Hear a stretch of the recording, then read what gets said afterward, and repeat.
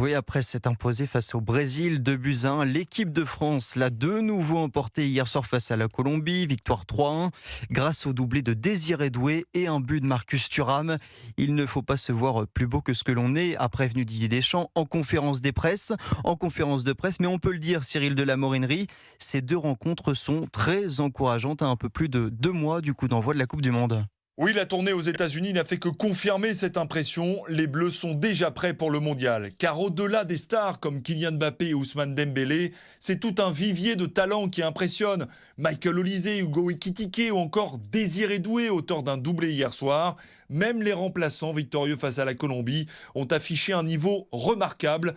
Les Bleus sont solides dans tous les secteurs, confirme l'ancien entraîneur d'Arsenal, Arsène Wenger. Je crois que la France a tous les postes, il n'y a pas de point faible.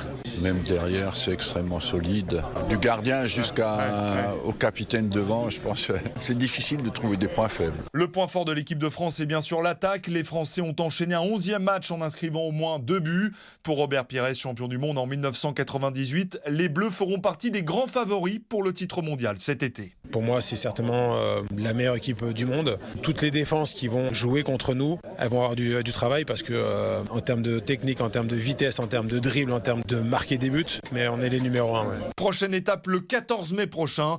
Didier Deschamps annoncera sa liste de joueurs pour le mondial. Cyril de la Morinerie.